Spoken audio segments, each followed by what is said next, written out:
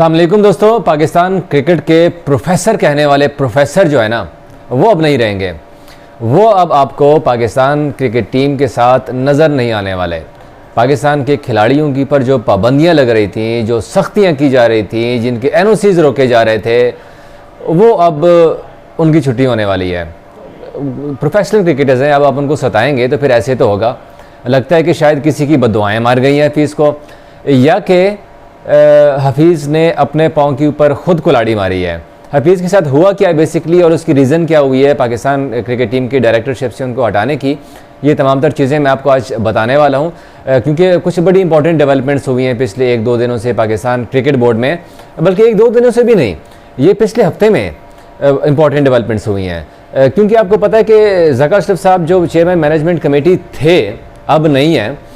उन्होंने कराची में management committee की मीटिंग बुलाई जिसमें बोर्ड ऑफ गवर्नर्स की तश्कील करनी थी। अब अगर ज़का साहब बोर्ड ऑफ गवर्नर बना लेते, इलेक्शन करवा लेते, तो फिर वो चेयरमैन भी पक्के होने वाले थे तकरीबन, अपने बंदों को जो इंडक्ट करना था बोर्ड ऑफ गवर्नर्स में। लेकिन अब वैसा नहीं हुआ। आईपीसी मिनिस्ट्री ने उनको रोक दिया और उनको कहा कि भाई अब आप इजलास नहीं बुला सकते। उनके हाथ पाँव बांध दिए। उनको साथ साथ ये भी कहा कि हफीज़ को जो आपने अपॉइंट किया है ना, वो अपने अपॉइंटमेंट गलत किए भाई, वो अपॉइंटमेंट नहीं चलनी। और इलीगल तरीके से, जाहिर सी बात है, पीसीबी ने किया था। अब हफीज़ गए दौरा ऑस्ट्रेलिया में टीम के साथ, पिछले महीने की बात है ये, और आप बल्कि पिछले महीने से भी पिछले महीने की बात है, नवंबर की बात है, हाँ नवंबर की बात है, ठीक है। अब हफीज़ साहब का इश्तिहार निकाल रहा है पीसीबी 15 दिसंबर को, मतलब जो आइन के भी खिलाफ है पीसीबी के, कि आपने बंदा पहले ही रख दिया। अब 15 दिसंबर के बाद आईपीसी मिनिस्ट्री ने उनको रोक दिया कि आप इस तरह की अपॉइंटमेंट नहीं कर सकते, जो कि 1 लाख रुपए ऊपर से सैलरी की होती है। हफीज़ की 25-30 लाख के करीब सैलरी है। तो आईपीसी मिनिस्ट्री ने कह दिया कि आप इस तरह की अपॉइंटमेंट नहीं कर सकते। अब हफीज़ का कॉन्ट्रैक्ट जो हुआ था वो हुआ था 15 दिसंबर तक। अब 15 दिसंबर के बाद हफीज़ का कॉन्ट्रैक्ट तो हो चुका है ख़त्म। उसके बाद वो न्यूजीलैंड भी गए टीम के साथ। अब तब जाहिर सी बात है, ज़का अशरफ थे तो उन्होंने तो जाना ही था। अब ज़का अशरफ चले गए तो पीसीबी ने भी कहा कि भाई हफीज़ साहब ताड़ा कॉन्ट्रैक्ट मुक्या है, तो लिहाजा उन तानू अल्लाह हाफिज़। अब दौरा ऑस्ट्रेलिया के बाद, दौरा न्यूजीलैंड के बाद जब हफीज़ वापस आएंगे ना, आज आखिरी मैच हो गया है, तो अब फिर पीसीबी, हमारे जो बात हुई है पीसीबी में, वो कहते हैं कि भाई हम उनको बैठाएंगे, उनको कहेंगे कि भाई आपके साथ हमारा कॉन्ट्रैक्ट ख़त्म हो चुका है। अब जो नया चेयरमैन आएगा ना, वो आपकी किस्मत का फैसला करेगा। अगर वो कहेगा कि हफीज़ को रखना है तो फिर ही हम आपको रखेंगे, अदरवाइज़ फिर आपकी तो छुट्टी पक्की हो गई है। वैसे हफीज़ ने अपने टेन्योर में ना कुछ ऐसी चीज़ें की हैं जिससे उनके खिलाफ सीनियर खिलाड़ी हो गए थे। अब खिलाड़ियों के ऊपर जुर्माना लगा दिया कि भाई ग्राउंड में अगर कोई मैच अगर नहीं भी खेलना है तो वो सोया हुआ पाया गया या ऊँगता हुआ, ऐसे करके जो बंदा ऊँग लेता है ना, अगर वो करता हुआ पाया गया तो उनके ऊपर $500 का जुर्माना होगा।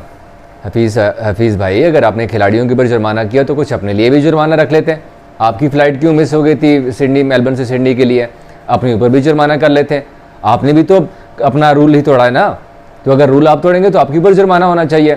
दूसरा, हमारे क्रिकेट टीम के मैनेजर ने भी कुछ सख्तियाँ की हुई थी वहाँ पर, खिलाड़ियों के ऊपर गैर ज़रूरी किस्म की सख्तियाँ थी। तीसरा, हफीज़ ने खिलाड़ियों को एनओसी के ऊपर बड़ा तंग किया।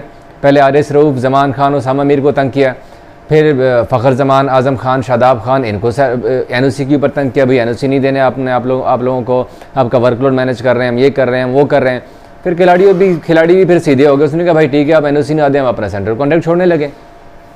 अब जब ये धमकी आ गई है ना, तो हफीज़ फिर बैकफुट पे चला गया और सबको एनओसी जो है वो जारी कर दिए। फिर जिन जिन खिलाड़ियों ने एनओसी लीग खेलने जाना था ना, सबको जारी कर दिया।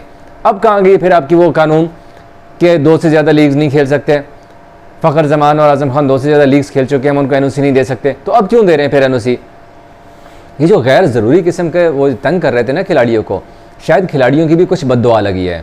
तीसरा कि फिर हफीज़ को, मुझे बड़े कन्फर्म बंदे ने बताया, जिन्होंने हफीज़ को ये कहा था, उस बंदे ने मुझे बताया कि भाई उन्होंने जो बाबर आजम और रिजवान की जोड़ी तोड़ी है ना, उसका भी बड़ा बुरा इम्पैक्ट गया है। पाकिस्तान की टीम हार गई है। सारे कह रहे हैं कि भाई ये हफीज़ की वजह से आ रहे हैं। हफीज़ को कहा गया था कि अगर आपने तोड़नी भी है ना जोड़ी, तो यार रिजवान को रेस्ट करवाएं या बाबर आजम को रेस्ट करवाएं, आपकी भी इज्जत बच जाएगी। लेकिन हफीज़ नहीं माने और फिर आपने देख लिया सबके सामने हशर। और शायद इसी वजह से अब हफीज़ को जो है वो तनकीद बहुत हो रही है। ऑस्ट्रेलिया के खिलाफ हम हारे हैं, न्यूजीलैंड के खिलाफ भी बड़े बुरे तरीके से शिकस्त हुई है। तो हफीज़ की जो परफॉर्मेंस थी ना, वो जो प्रोफेसरी झाड़ते थे अपनी, विकेट कीपर को विकेट कीपिंग सिखा रहे हैं, बॉलर्स को बॉलिंग की भी गुर बता रहे हैं, बैटिंग वालों को तो खैर वैसे भी बैटिंग बता रहे हैं, फील्डिंग भी बता रहे हैं, सब कुछ कर रहे हैं वहाँ पे। वो जो ऑल एंड ऑल बने हुए थे ना, वो कहते हैं ना कि खुदा बने हुए थे वहाँ पर, तो वो फिर अल्लाह पाक ने सुन लिया उनकी, खिलाड़ियों की भी, फैंस की भी। और अब हफीज़ साहब की छुट्टी हो रही है और न्यूजीलैंड के बाद जैसे ही वापस आते हैं तो फिर पीसीबी उनकी किस्मत का फैसला करेगा। Thank you so much.